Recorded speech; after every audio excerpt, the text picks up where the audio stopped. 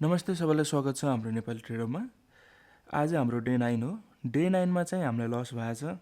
Loss किन भयो, कसरी भयो, अब त्यो कुरा यो भिडियोमा म भन्छु। भिडियोलाई लास्टसम्म हेर्नु होला। हेर्नु, मैले ट्रेड गर्नुपर्ने 0.02 0.03 भन्दा माथि गर्नु थिएन। कहिलेकाहीँ ल भयो भने 0.05 होइन, तर मैले 0.010 मा गरेर है $200 को लस खाएको छु। ओके, यत्रो यो ट्रेड गर्नु नै गल्ती थियो मेरो। गलत ट्रेड, फर्स्ट टाइम होइन, 2 हप्तामा हामीले फर्स्ट टाइम गलत ट्रेड गर्दाखेरि हामीले लस खानु पर्यो। ओके, तैपनि त्यो लस कभर हुन सक्थ्यो। ओके, यो लस योवाला ट्रेड हेर्नु मेरो 4509 मा लागेको है। 4509 भनेपछि यहाँ हेर्नु 4509 यहाँनिर आउँछ। यहाँ लागेको ट्रेड 0.03 है, हेर्नु यहाँसम्म राम्रै प्रफिट हुन सक्थ्यो होइन। ठिकै छ, हामीले एक्जिट गऱ्यौँ अब त्यो लसमा देखेर। अनि मैले सेल पनि गरेको छु यो ठाउँमा, सेल पनि गरेँ, बाई पनि गरेँ। यहाँ निकै गन्दा ट्रेड भयो, त्यही भएर पनि लस भयो।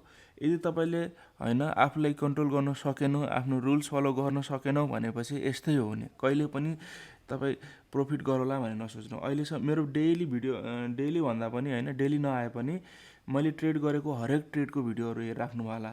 त्यसमा मैले कसरी ट्रेड गरेको छु, के गरेको छु भन्ने हजुरलाई थाहा नै होला होइन। त्यही भएर पनि यो ट्रेड हेर्न सक्नुहुन्छ, अनप्रोफेसनल ट्रेड हो। यसरी चाहिँ तपाईँहरू ट्रेड नगर्नु होला।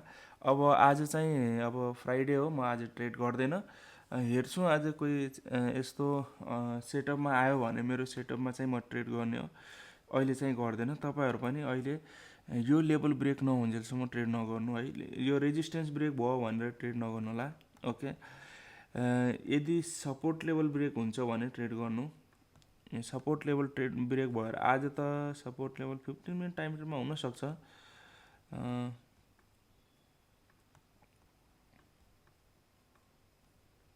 यदि 15 मिनट टाइम फ्रेममा पनि भयो भने है, यहाँबाट ब्रेक भएर यो लेभलमा आउँछ भने मजाले आँखा बन्द गरेर तलको लागि ट्रेड गर्न सक्नुहुन्छ। ओके, यदि यस्तै हुन्छ भने म पनि ट्रेड गर्छु यो ठाउँमा। म आफ्नो सेटअप अनुसार म ठुलै ट्रेड गर्छु। तर हेर्नु, अहिलेसम्म प्रफिटमा हाम्रो क्लोज हुनुपर्ने है। मेरो गल्ती अनि त्यसपछि इमोसन अनि फियरको कारणले गर्दाखेरि मैले आज लस खाएँ। केही छैन, नो प्रब्लम, सधैँ हुन्छ भन्ने पनि हुँदैन।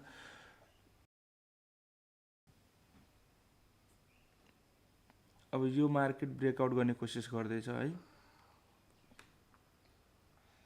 ल हेरौँ के हुन्छ। ल आजको भिडियोमा चाहिँ यति नै हो है, धेरै लामो चाहिँ नबनाउने। आज त्यति खासै केही छैन भन्नुपर्ने कुराहरू। ओके, ल थ्याङ्क यू सो मच।